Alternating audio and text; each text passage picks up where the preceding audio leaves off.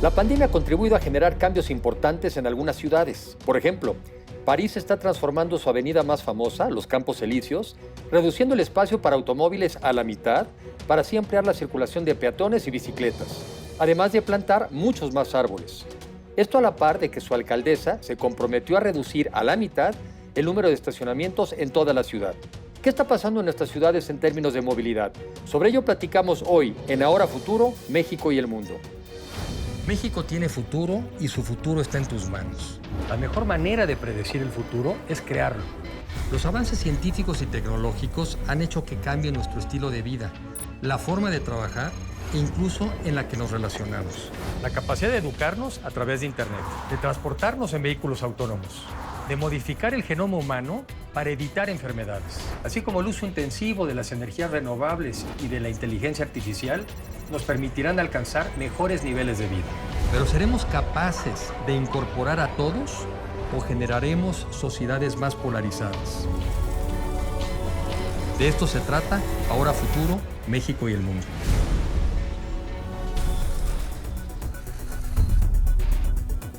¿Qué piensas tú va a pasar con el automóvil a partir del COVID? Porque la primera intención es al revés, la gente prefiere subirse a su coche que subirse al transporte público, se siente más segura.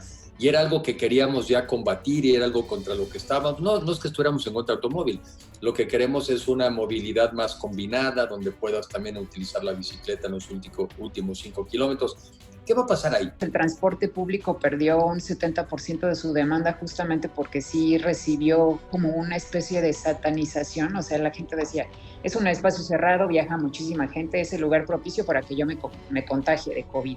Entonces no quiero ir ahí, quiero utilizar mi coche y esto pasó en todo el mundo, ¿no? No es nada más una cosa que pasa aquí en la Ciudad de México ni en las ciudades mexicanas, sino que la gente dice es más seguro viajar en coche, por lo tanto voy a seguir utilizando mi coche porque no hay garantías que me ofrezca el gobierno o el espacio donde yo viajo para que no me contagie. Entonces, esta es como una de las tendencias.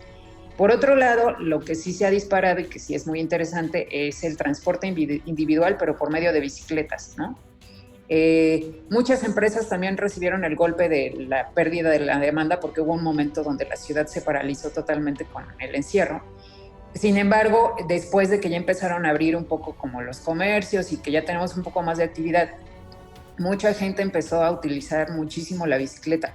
Además, la apertura de la ciclovía Insurgentes emergente en la Ciudad de México también ayudó mucho a que mucha población se animara a utilizarla, porque justamente eso es lo que quieres, ¿no? Una vialidad que te lleve del punto A al punto B, o sea, que esté muy bien conectada, que sea recta, que no tenga obstáculos, como lo es Insurgentes, una de las vialidades más importantes de nuestro país. Y yo no me imaginaba, la verdad, en muchos años que fueran a confinar Insurgentes porque ya tiene un metrobús, o sea, ya le ha ganado mucho espacio al auto.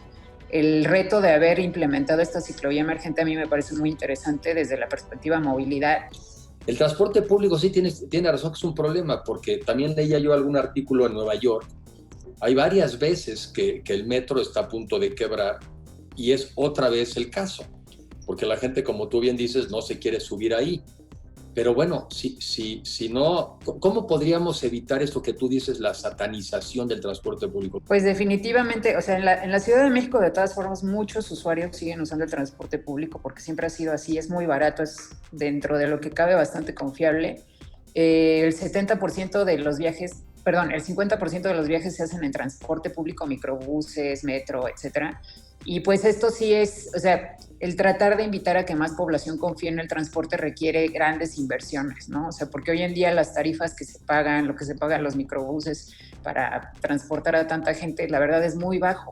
En otras ciudades como europeas o incluso Estados Unidos, un boleto de metro te puede costar hasta $1, 20 pesos, 25 pesos, nada comparado a lo que las tarifas que tenemos en la Ciudad de México. Entonces, pues eso requiere que el gobierno inyecte una serie de presupuesto mucho mayor, porque pues lo que pasa hoy en día es que al menos 8 pasajeros en transporte público viajan en un metro cuadrado, cuando en otras ciudades del mundo viajan 3, de 3 a 5, o sea, sí tienen como una amplitud donde no tengo que ir encima de mi compañero y ponerme en riesgo, ¿no? Entonces, por eso es que la gente hoy en día no quiere usarlo, porque realmente no se le han inyectado los recursos para que sea una calidad de transporte más atractivo para todos los usuarios, ¿no? O sea, y al final del día sigue siendo caro, porque la gente tiene que acabar usando varios varias veces el transporte, tiene que conectar, o acabamos haciendo ciudades tan dispersas que entonces la gente tiene que gastar mucho dinero en transporte. Entonces algo hemos hecho mal, porque si tuviéramos ciudades más densas, más compactas, pues te tienes que mover menos, ¿no?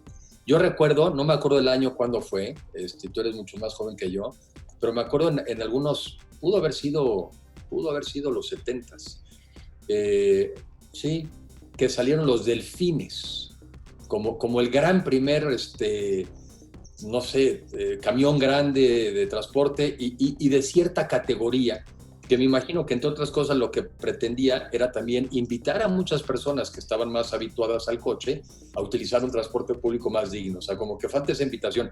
Aunque ya he visto en algunos lugares unos camioncitos mejores, ¿no? Ya que andan en la Ciudad de México con los de dos pisos, un poco a la inglesa. Tiene que ser algo de calidad y atractivo, pues para que cada vez más gente se anime a subirse al transporte público, sin duda. Y como bien señalas, ahí tiene que haber subsidio, porque no saldría todo con el costo del pasaje. No, totalmente de acuerdo. O sea, sí es muy baja la tarifa que tenemos. La verdad es que si existe el transporte que tenemos es un logro por parte de tanto privados como gobierno, porque la verdad es muy, muy bajo. O sea, el dinero que manejan para brindarnos ese transporte es increíble. O sea, increíble. Y por otro lado, otra cosa de las que yo haría es rediseñar los espacios del transporte público. O sea, sí tratar de que la gente viaje más espaciada. El transporte público transporta muchísima gente en poco espacio, por lo que es un gran aliado en contra del congestionamiento vehicular y de la contaminación. El problema es que si no es seguro, cómodo y si no cuenta con suficiente espacio para los pasajeros, entonces mucha gente prefiere no usarlo, más en tiempos de pandemia. Esto perjudica también a los que realmente necesitan usar el automóvil porque sufren las consecuencias de un tráfico pesado que no debería de haber. En México no vamos a tener un transporte público decente hasta que no invirtamos en él. Por ejemplo, en muchas ciudades el vehículo privado ocupa 2/3 partes del presupuesto público en movilidad y 2/3 partes del espacio público, pero solo representa 1/3 parte de los traslados. Es un desequilibrio muy fuerte contra el transporte público, los peatones y las bicicletas, que ha propiciado que la gran mayoría de las personas aspire a moverse para todo en un automóvil. Es así como el transporte público pierde mucha calidad y atractivo, aumentando el congestionamiento vehicular. Los carriles exclusivos para el transporte público lo vuelven mucho más rápido, eficiente y práctico. Hay estudios que demuestran cómo un aumento de 10% en la red de autobuses hace crecer en 9% el número de pasajeros.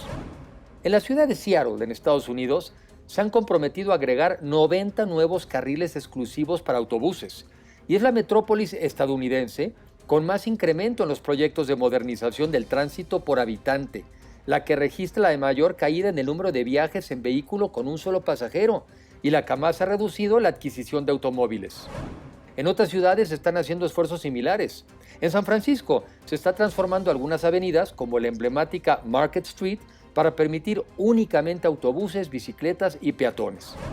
En París, los automóviles ocupan 50% del espacio público, pero únicamente representan 13% de los viajes. Y eso es algo que están decididos a cambiar. Este año invirtieron 300 millones de euros para crear 680 kilómetros de ciclovías. Y sus autoridades han anunciado que buscan que cada calle tenga una ciclovía para el 2024. En todo Estados Unidos, las ventas de bicicletas han incrementado en 121% y en Bogotá, Colombia, se crearon 80 kilómetros adicionales de ciclovías. CityCab es una aplicación móvil finlandesa que paga dinero a sus usuarios para trasladarse en bicicleta, transporte público o caminando, en lugar de haciéndolo en vehículo privado. Otra forma en que el mundo post-pandemia reducirá el problema del congestionamiento es evitando trayectos. No hay mejor traslado que el que no se hace. Esto ya está sucediendo por las actividades remotas, como el teletrabajo, la educación en línea, el comercio electrónico, y también se logrará con mayor éxito si contamos con ciudades más compactas. Está tomando mucha fuerza la idea de crear ciudades donde tengamos todo cerca de nuestras viviendas, a 15 minutos, caminando o en bicicleta. París es un ejemplo, pero hay muchos otros. En Melbourne, Australia, están probando los llamados vecindarios de 20 minutos. Y en Milán, Italia, hacen pruebas piloto en el área de Lazareto.